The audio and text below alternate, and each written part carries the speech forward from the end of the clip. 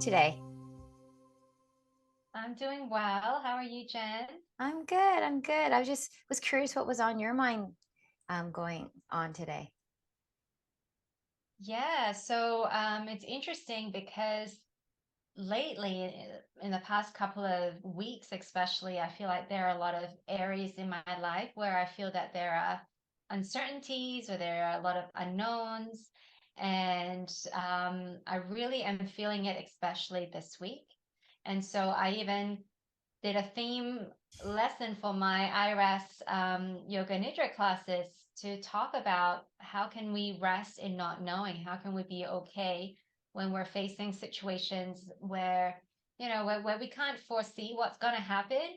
And for me, and I know that many people can find this quite challenging, it can be quite anxiety inducing when you're like, well, I just don't know what's going to happen next and I can't plan for what's coming. So that's what I'm working with this week. Yeah, it's interesting because I guess that's something that keeps coming up with this. People feel like they're so certain about things, but in our training, we realize there's just the wholeness and that kind of perfection and connection are what's certain, and everything else is just that coming and going, you know. But it's interesting how naturally, like it's not even judgment. Like us humans, we like the feeling that certain things are certain. So if there's, you know, even a 50% chance, that still feels better, if we like can calculate it, even not specifically in our brain, that like, oh, okay, maybe there's a 1% chance, even that might even feel okay. Yeah. Yeah. And I think that, the IRS practice really is what's grounding me every day as I face, uncertainty. And I was talking about it in class just yesterday is that, even when we do feel like we know what's going on, the truth of the matter is that we actually never know. We never know what's going to happen next, and I think for many things in life, we can have that predictability of, oh, if I wake up at 7 a.m., I'll be ready by whichever time, and then I'll leave the house at this time, and then I'll get to my destination at that time, and then so I'll be on time for work or whatever it is, right? And because it happens often enough that we believe that, oh, this is the way how things are or how things should be. And then the day when something happens, like a traffic jam or something, and you're stuck and you get to work late, then you actually realize that actually there are a lot of factors that are outside of what I can do that impacts on my expectations. And that's just like a small example, but sometimes we forget that it's not just about what we can do to make something happen. There are so many things that are outside of our control, in that we actually never know what might or might not happen. But having said that, having that, predictability and having some sort of expectation is something that what our minds do in order to help keep us safe. And it's not bad, but we all will predict, we all will project based on past experiences. That's just the function of the mind, and that has its function as well, because we also need to be able to plan for things, even if things may not turn out, that we can't just wake up and say, oh, let's just see what happens, right? Some planning in certain aspects of your life is necessary, but when we carry that mentality across all aspects of life, that's where we can actually find ourselves feeling anxious or feeling frustrated or feeling all sorts of different emotions that we may perceive as suffering, um, when we don't realize that that's not the only way to experience the world. And it's easier said than done because I'm experiencing it this week, and I constantly trying to bring myself back to the IRES teachings, and to remind myself that, okay, where have I fused with my expectations, where have I fused with my beliefs around the certain scenarios that I'm experiencing, um and then even learning to be okay with not knowing, right? Because we talked about oh, we have certain expectations and we predict and we, expect things to turn out a certain way. And that's in a scenario where you kind of are in the know, what's going to happen, you're planning for it. And that's why you have expectations. But there are also many scenarios where we actually can't even make plans because we don't know what's going to happen. And that is, very scary for a lot of people, and it can cause us to go into like this mode of, oh, I need to think of every scenario, I need to plan and just try to make sure that I'm gonna be okay no matter what comes up, right? And that's also a false a false uh, belief, or right, it's not true because we can't possibly plan for every scenario. And so it's about, okay, how can we come to a place where we're okay even as we're experiencing not knowing? It makes me think of how people equate often the norm as meaning that it's better, or it's, maybe it's just what society has seen over and over again, but it doesn't mean that it's the best solution, right?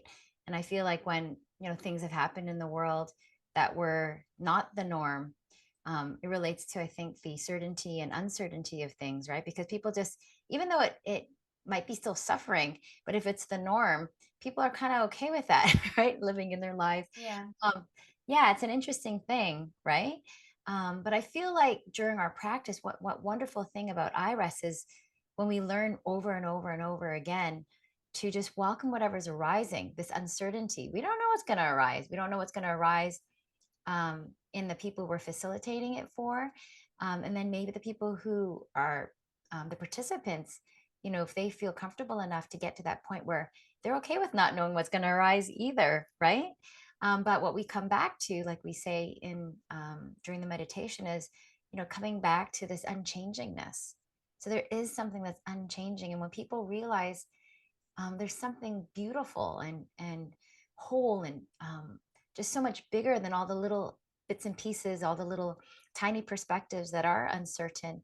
Um, and if they can do that more and more over and over and over, I wonder, if people can become more resilient, right? And less anxious and less, needing to have this so-called, certainty or predictability that people, naturally, like we said, it's a natural sort of for safety that our body and brain naturally goes into. But being able to recognize that, okay, I know I'm doing this. And having said that, I know there's something that's unchanging. Yeah. Yeah, I think safety is the big one. I think it's, at least in my experience, it's really about how can I feel safe here? And knowing what's going to happen next and having that predictability gives me a sense of control and safety, because even if it's false, like even if we really don't have any control over anything, um, when we know what's going to happen, we feel like we have some sort of control because we have some sort of influence and choice as to, um, how things will go, what we decide to do based on what we know, right? And so I think safety is a big one, but I think this practice, what it's given me is the ability to tap into safety that's independent of knowing. And so if all we know, if we experience safety by having this kind of predictability and knowledge about what's going to happen next, when we don't have that, we can feel really unsafe, and that's really scary. But if we're able to tap into a sense of safety, regardless of whether we know what's going to happen next, I think that's what's been most helpful for me, is that I don't have to know any answers, and I can feel safe and I can feel grounded. Whereas before, it was really like, well, how can I relax? I don't know what's going to happen next, right? And this reminds me of uh, a saying, and I don't remember where I heard it from, but I think it was maybe it was Gabor Mate, or I don't remember, one of the trauma talks that I listened to. Apparently, they were this group of people were at a conference, and the speaker was, was delayed or caught, somewhere and couldn't make it, and then so they last minute asked a monk to give a talk, like just to talk about something. And one of the things that was mentioned, the monk said something like, the difference between sort of the Western view and the more, Eastern view or more spiritual view is that in the West, people would say, oh my gosh, panic, panic, panic. We have control. We don't have control over anything. And then whereas the spiritual view is relax, you have no control over anything. Right? Yeah, it's Yeah. all So that really perspective. resonated. Hmm. It's so interesting because it's all perspective, right? Yeah. Um, Yeah, it's interesting. It makes me think of the other day when, I was so excited because I was like, oh my gosh, it's going to be 9 degrees tomorrow and rainy in Toronto. It's been snowy. And then you were kind of like, yeah, it's 9 degrees and rainy here. And we're like ready for it to be. So it's interesting how perspective plays in even with certainty um, and uncertainty. Um, and it also makes me think of, how we were talking about a lot of our, one-off classes, our drop-in sort of classes. There's a lot of uncertainty there because there isn't really like a set community because we don't necessarily see them over and over again. So it is uncertain. A lot of things are uncertain. But there's some things that might be certain, like we know our practice, we know that we're very welcoming. We know that no matter what people come in with, we're ready to meet them with it.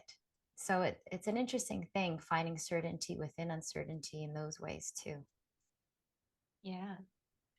And another piece that goes around not knowing is that that's another thing that I'm experiencing in another aspect of my life is as a teacher.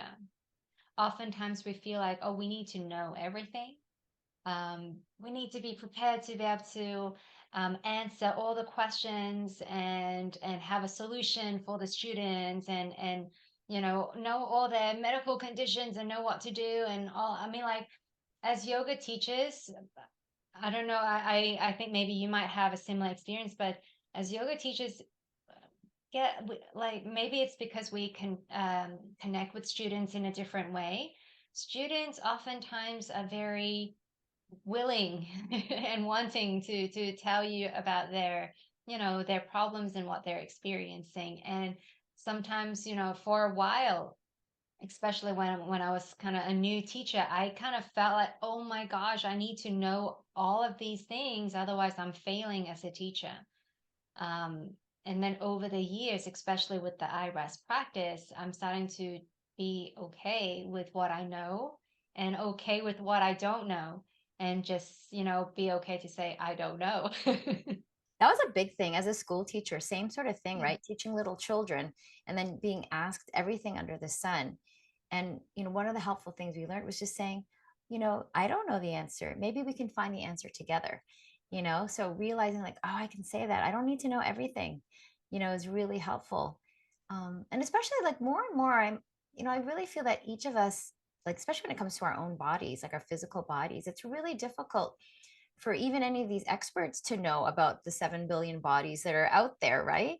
So they know a lot, they know a lot more than us, but you know, I feel like it really comes back to us. We need to know our own bodies, right? And we've got all these experts around us who can be helpful, but we can't blame them. We need to know for ourselves.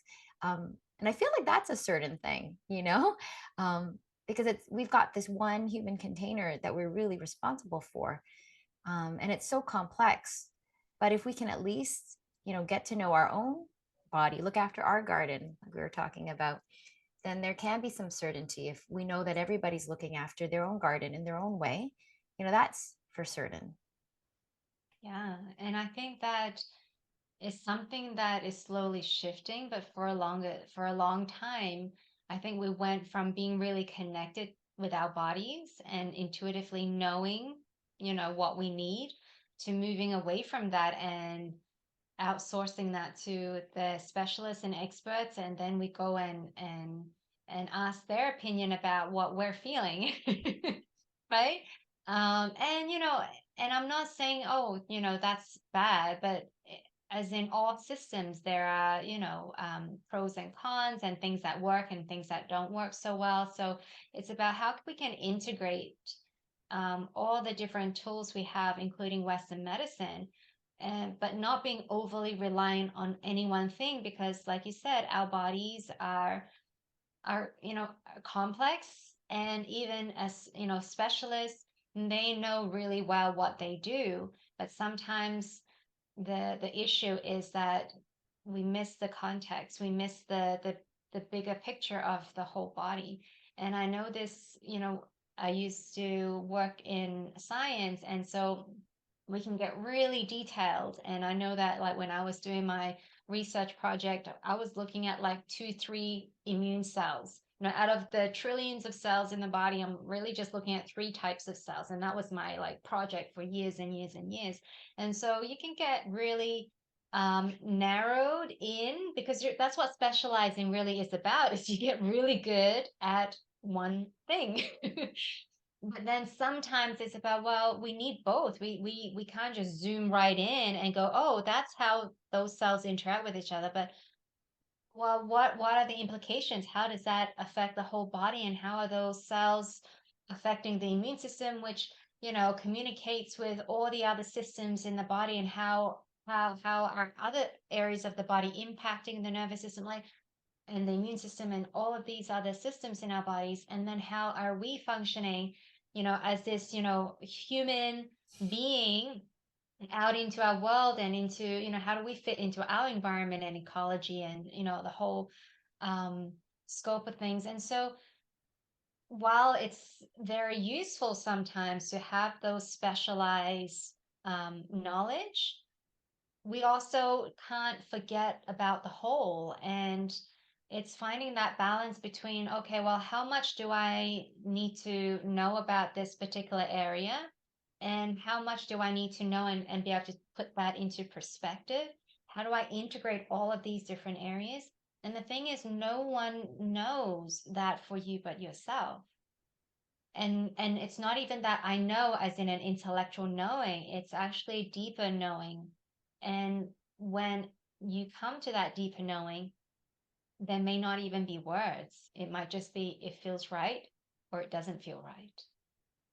Yeah, what you're saying makes, feels right. That I feel like with the uncertainty, we could drive ourselves crazy, because everything can, every little bit and piece could be uncertain. Like maybe there's not going to be enough of something, or maybe, every little moment in life, there actually potentially could be this uncertainty if we decided to laser focus in them.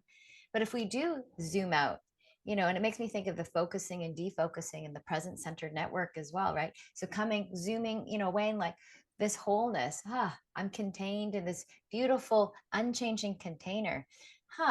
Now that it's okay, I don't have to analyze every little bit in pieces. I can notice that I'm doing that, but then also, I can come back out again. Okay, I've got myself. I feel that I'm zooming in too much and I'm starting to drive myself crazy again. All right, a wholeness, it's here too, you know. So yeah, it makes a lot of sense what you're saying, and it feels right. And that we are not all that there is in the universe. And I know that we're always out, we are always at the center of our own universe, right?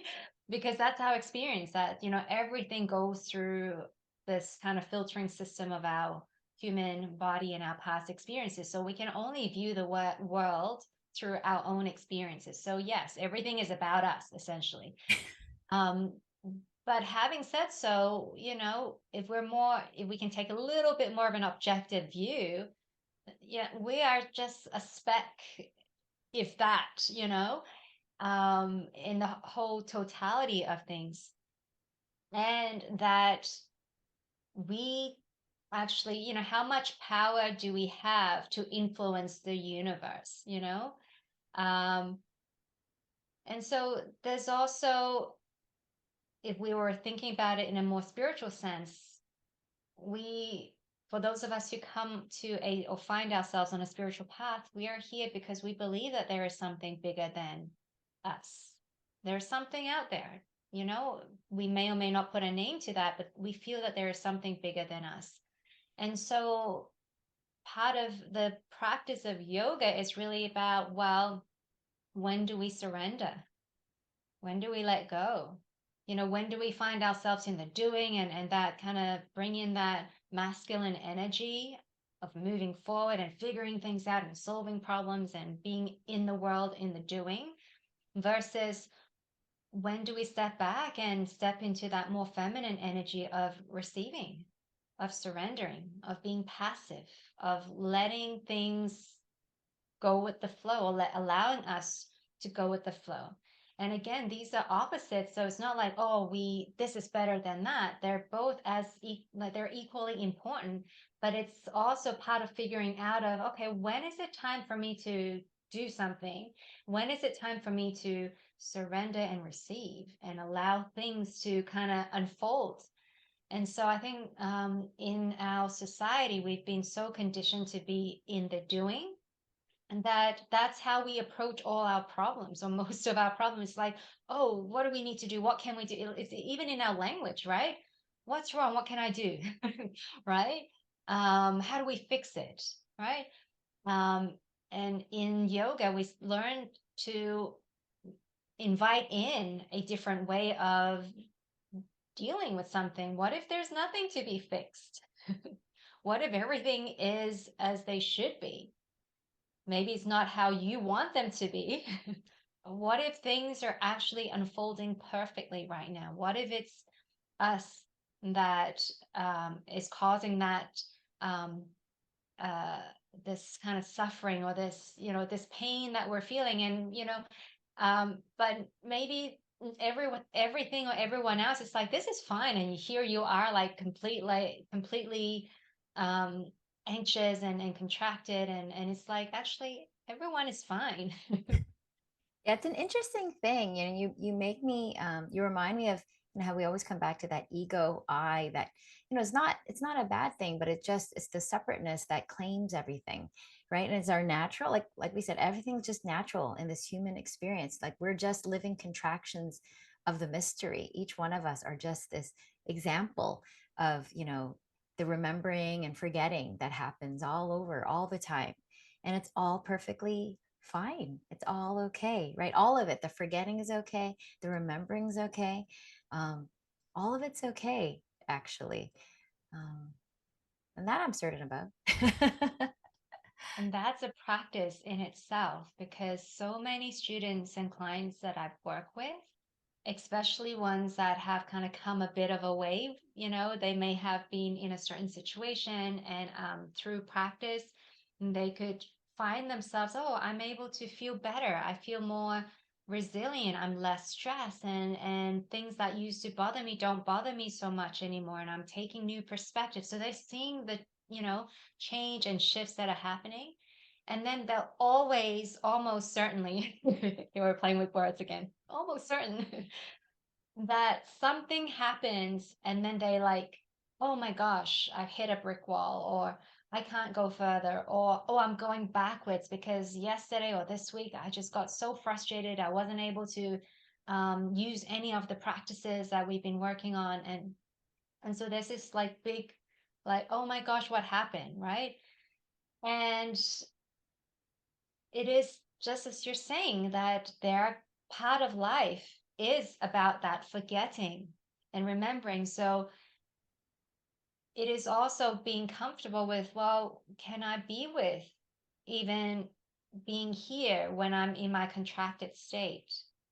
Because I find that a lot of students, once they're in that state of, oh, I felt so good for months, and then now I'm going backwards, and this is not okay. I've regressed. I need to get back to where I was so that I can continue to get better.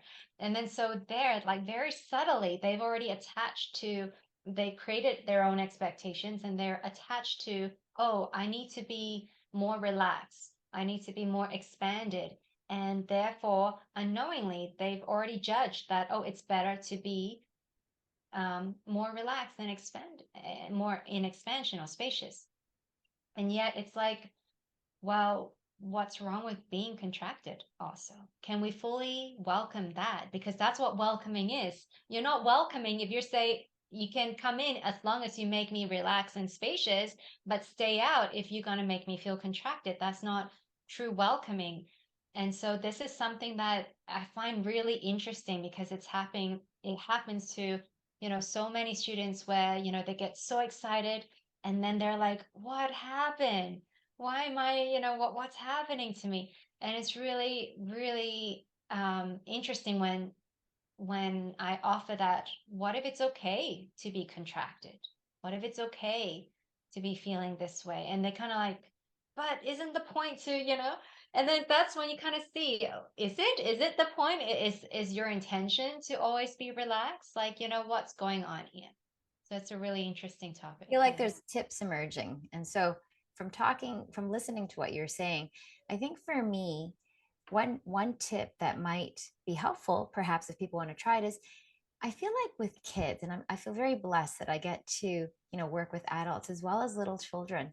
And so, I was teaching a PE class the other day, and it was just reminding that, their language is playfulness. And, if we can bring in that playfulness into something that we're not sure about, and rather than looking at it like, God, I don't know what's happening, but maybe with that, childlike playfulness that we still have, but maybe, doesn't emerge as often as we'd like it to.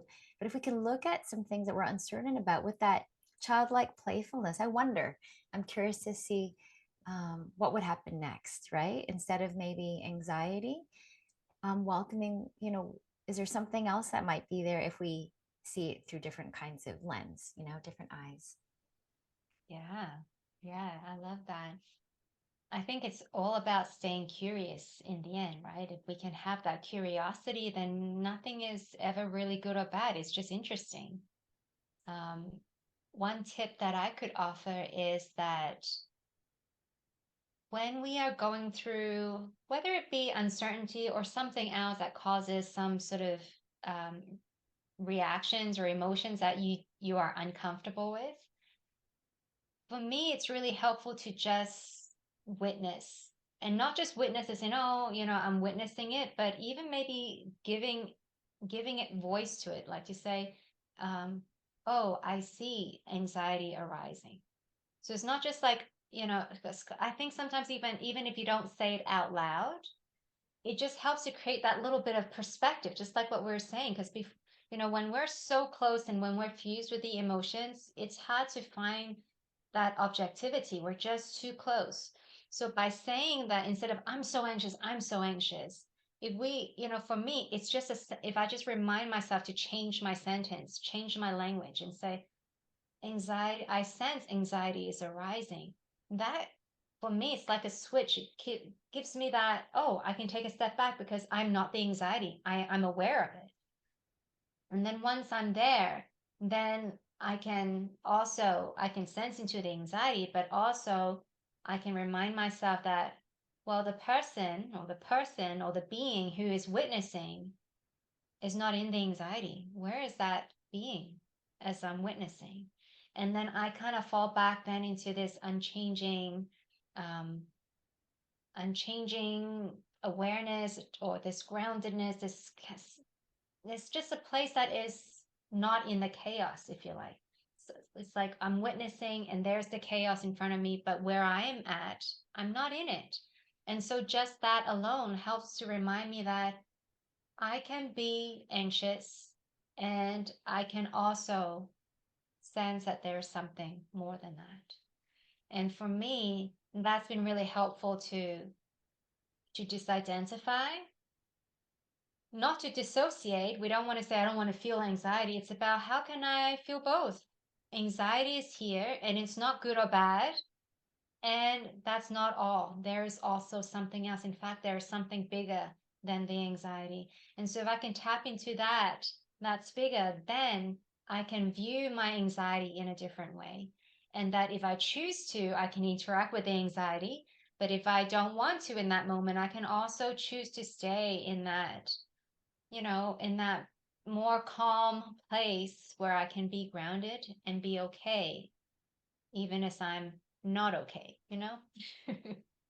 Thank you so much for that. Hopefully, people will let us know how it goes, trying witnessing and maybe being playful about it. So, yeah, thank you so much for today. Thank you so much. Thanks.